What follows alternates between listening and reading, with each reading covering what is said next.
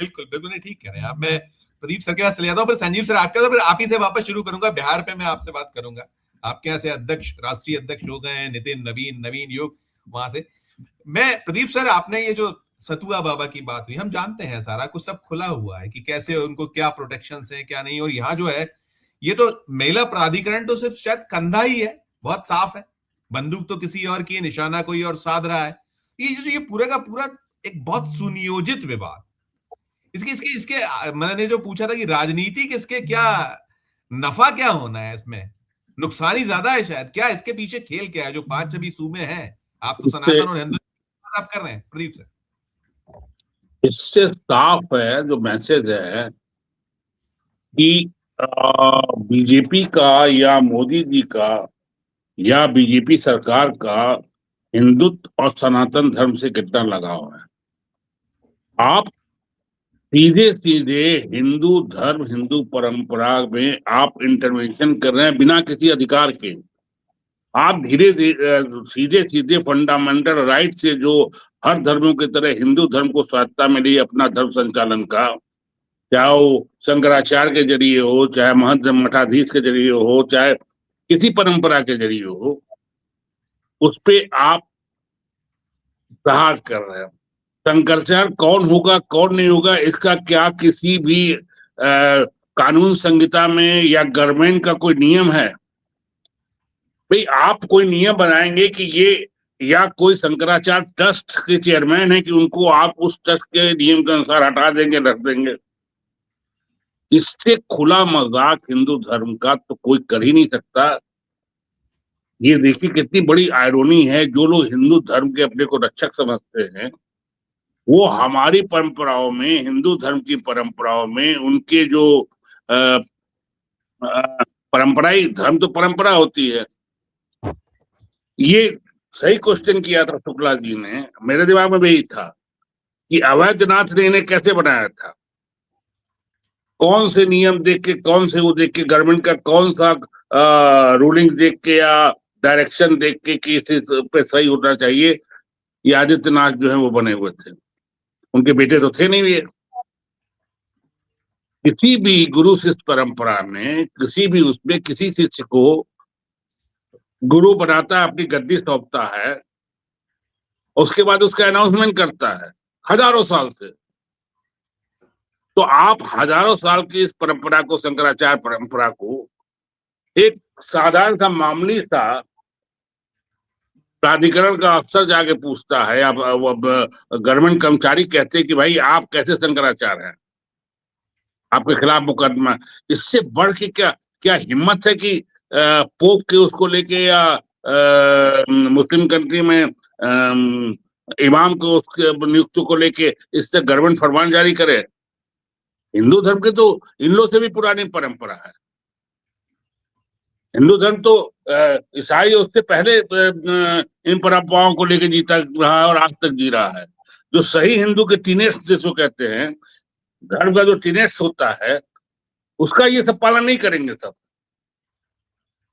राम मंदिर की प्रतिष्ठापना किसी तरह भी कर देंगे, बिना मंदिर बने प्रतिष्ठा कर दे, प्राण प्रतिष्ठा कर देंगे, जूता पहन के मंदिर में चले जाएंगे, एक मंदिर के निर्माण के लिए सैकड़ों मंदिर तोड़ देंगे, अपने अपने ऑफिस के पोर्टिको पार्किंग के लिए जो है सैकड़ों साल मंदिर को आप तोड़ देंगे। यहाँ दिल्ली में बिल्कुल केशव कुंज की पार्किंग के लिए जो है वहां का मंदिर तोड़ दिया गया, जिसके लिए बहुत हल्ला हंगामा हुआ।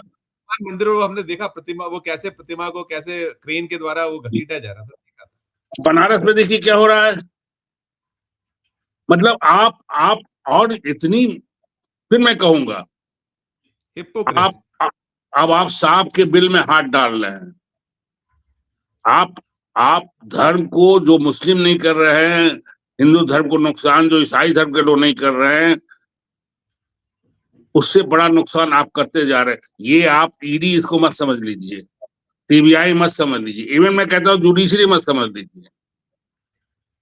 ये मैं हिंदुत्व क्या, मैं वो नहीं हूं, मैं पैरोकार नहीं हूं, लेकिन मेरा मानना है कि कॉन्स्टिट्यूशन ने हर धर्म को राइट दिया है कि वो अपने अनुसार से उसका संचालन कर सके। आप फंडामेंटल राइट्स को, संविधान को, हिंदू धर्म को, सबको नुकसान पहुंचाए।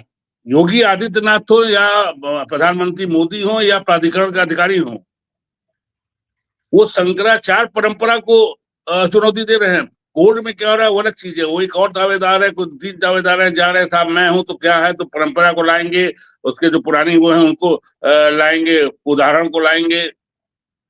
मुझे नहीं लगता है, मुझे मालूम नहीं है, सूर्य जी जानते होंगे और शायद शुक्ला जी भी जानते होंगे कि इन परंपराओं में इस ट्रांसफर ऑफ उसमें जो है किसी भी पीठ में, किसी भी मठ में उनका कोई लिखित सिद्धांत या लिखित वो होता होगा। मुझे नहीं लगता कुछ ऐसा होगा कि आप ये है, ये है। वो गुरु देखता है, वो जो गुरु देखता है, परंपरा गुरु देख, परिपाटी, हाँ परंपरा वही वही वो जो आप, जैसे आपने मुझे बना दिया, मैं देखता हूँ, वो वहां भी इसी तरह होता है। वहां ये है कि मीटिंग होती है वेटिकन में, वहां मीटिंग होती है, उसके बाद लेकिन नाम की घोषणा पोप ही करता है, जो रहता है वही वही करता है अपने मैं एक उत्तराधिकारी। महत्वपूर्ण मसले पे आप करिएगा, आप अपना समय लेते हुए आप जितना संक्षिप्त कर देंगे सारगर्भित तो मैं उचित होगा। मैं संजीव से आप करिए, पहले कंप्लीट करिए, आराम से नहीं, आप करिए। जब कहिए हम खत्म कर दें, मुझे इससे अधिक कुछ नहीं करना है, क्योंकि मुझे इसमें नितिन सब नितिन उसका संचालन का मतलब वो नियम कानून पे नहीं जाना है मुझे, ना उस जी जी केस पे जाना है मुझे, ना उसके हिस्ट्री पे मुझे जाना है।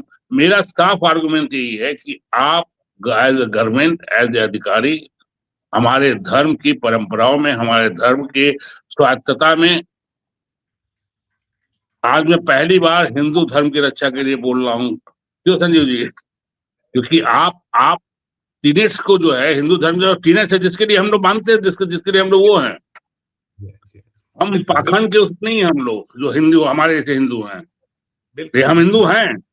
जी और हम हमारे धर्म के साथ किसी को खिलवाड़ करने का कोई भी वो नहीं है जी। बिल्कुल जी जी जी नितिन नवीन गलती से समझ बैठे कि मैं बॉस हूं और हाँ, वो कैमरे के आगे आ गए, तो मोदी जी ने धकिया के उनको आगे कर दिया कि भाई कैमरे पे मत आओ। ये यही तो करनी है मैंने इसलिए तो कहा ना, ये इसलिए तो खुद भारतीय जनता पार्टी वाले उनसे ऑफ द रिकॉर्ड बता, जुमलेबाजी के अलावा कुछ नहीं। और दूसरी चीज ये, वो ये कह रहे थे कि ये मेरी सीआर रेटिंग है, ये मैंने इनको हिसाब दे दिया 11.5 बरस कब में मैंने क्या क्या किया। ये जो जो अंदाज है, ये छुपा हुआ नहीं, और किसके ये पता है कि इनकी क्या गत या किस तरीके की होने वाली, कि कल जब ठीकरा फोड़ना होगा हारने पर तो सिर मिला है। पहले जेपी नड्डा थे, अब ये एक टिप्पणी आपकी, मैं सभी से इस पे बात करूंगा, पहले प्रदीप सर। देखिए, जहां तक कास्ट एंगल का सवाल है, मतलब कई एंगल ढूंढे जा रहे हैं, उसमें कास्ट एंगल, एक युवा एंगल। तो युवा तो इनसे भी युवा थे, तो अध्यक्ष बन चुके थे राहुल गांधी, कांग्रेस के, बीजेपी के तो नहीं, लेकिन कांग्रेस के अध्यक्ष थे, तो इसलिए नेशनल पार्टी के सबसे युवा अध्यक्ष तो नहीं, बीजेपी के सबसे अध्यक्ष। कास्टों का जहां तक मामला है, पिछले 5 साल 10 साल से मोदी जी ने कास्टों को एकदम हाशिए पे कर दिया है। शत्रुघ्न सिन्हा, रविशंकर प्रसाद, यशवंत सिन्हा, बीजेपी, आप लाइन से ले लीजिए, कोई कास्ट बताइए मोदी जी के कैबिनेट में या प्रदेश कैबिनेट में, चाहे उत्तर प्रदेश का, चाहे यहाँ सिद्धार्थ उत्तर, सब गायब हो गए। फिर भी 95%, 99% कास्ट बीजेपी के गोद में है। हम गलत कह रहे हैं सर? इनके गोद में है। और कितना वोट कास्ट का ही 1% या 2%, पूरे हिंदुस्तान में 1% में नहीं होगा। बंगाल ले लीजिए, बंगाल में 2 कास्ट भद्र जंगी नहीं जाते रहे हैं शुरू से, ब्राह्मण और कास्ट, जमींदार थे, कास्ट भी जमींदार थे और ये भी जमींदार थे, ब्राह्मण भी। बाकी तीसरी जात का वहां आते पते नहीं, वहां दलित दलित का कुछ अता ही पता नहीं चलता हमको। वहां कास्ट स्वाद है भी नहीं, कास्टिज्म है भी नहीं बंगाल की राजनीति में अभी तक। बाय एंड लार्ज बंगाल की राजनीति में कास्टिज्म, मुझे आज मतलब अभी भी मुझे लगता है, मेरा संपर्क रहता है वहां, बंगाली बताते हैं कास्टवाद वहां नहीं है। वहां वैचारिक लड़ाई होती रहती है और बंगालवाद सबसे ज्यादा है वहां। वहां अगर कोई वाद है तो बंगालवाद है। तो मुझे नहीं प्रदीप दा, लगता है कि नीति हम लोग तो चाहते हैं, प्रदीप दा, हम लोग तो चाहते हैं कि बंगाल वाला कायस्थवाद पूरे देश में फैले, तो बीजू यूपी वाला, पटनायक वाला बिहार वाला ना फैले। और बीजू पटनायक वाला, ठाकरे वाला, आप कहिएगा तो हम गिनाने लगेंगे। बंगाल वाला विवेकानंद, ठाकरे भी तो कायस्थ हैं।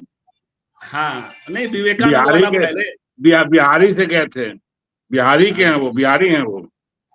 खैर, हमारे तो विवेकानंद वाले हैं जी। हाँ हाँ, सही बात है। नहीं नहीं, उसे एक परंपरा, कायस्थ राजनीति में बहुत रहे हैं, लाल बहादुर शास्त्री, राजेंद्र प्रसाद बहुत हो रहे हैं। आप इसमें आइए, इन्होंने ये कहा कि मेरे बॉस मेरी सीआर लिखेंगे। अरे भाई, ये तो, अरे सर, ये आप भी समझ रहे हैं, यहाँ बैठे सब समझ रहे हैं, पूरी देश की जनता समझ रही है। ये सब ढकोसला है दिखाने के लिए। नड्डा बॉस कभी रहे थे उनके, 5 साल 6 साल से 17 साल अध्यक्ष रहे हैं वो। कभी किसी ने उन्हें देखा कि मोदी जी ने उन्हें इज्जत दी है? जैसे ढकेले वाले शुक्ला जी ने तस्वीर दिखाई थी, कई तस्वीर उनकी है, उनको तो अमित शाह ने ढकेल के पीछे कर दिया था। तो आप ये, और जबकि नड्डा का एक वो भी था, कद भी था, इनका कोई कद है? देखिए आप, हरियाणा, एमपी, हिमाचल, हर जगह के मुख्यमंत्री, प्रदेश अध्यक्ष को लेके देख लीजिए, तो किसी का भी कोई कद बीजेपी में रहा है या था या है अभी तक?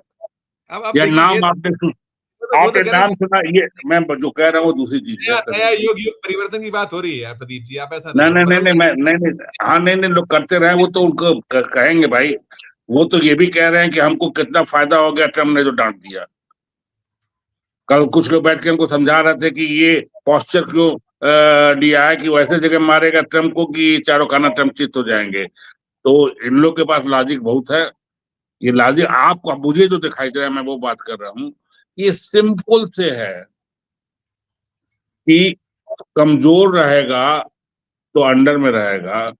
बीजेपी का अध्यक्ष बहुत बड़ी चीज है। संघ और इसको लेके साल भर से, 1.5 साल से झगड़ा चल रहा था। अंत में संघ का अध्यक्ष नहीं आने दिया मोदी और अमित शाह ने। और एक ऐसे आदमी को, इसलिए कंप्रोमाइज एक ऐसे आदमी पे हुआ जिसकी कोई अस्तित्व नहीं था, कोई औकात नहीं थी, सेकंड नेशनल लीडर में सेकंड लेवल पे भी नहीं था।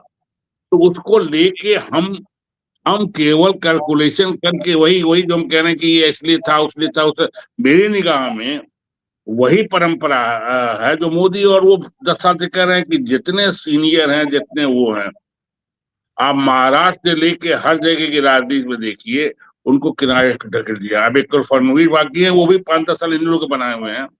बिल्कुल। तो और आप एक बार निगाह उठा के आप नेशनल पॉलिटिक्स से लेके स्टेट पॉलिटिक्स तक देख लीजिए कि जो चीफ मिनिस्टर हैं, जो कैबिनेट मंत्री में कौन है? किसी की मैं अभी आपसे पूछ दूं कि कौन है श्रम मंत्री, तो आप देखने लगेंगे, सोच रहे कौन है? कोई नहीं है, वो तो 1 और 2 है, 1 और 2 के बाद कोई नहीं है।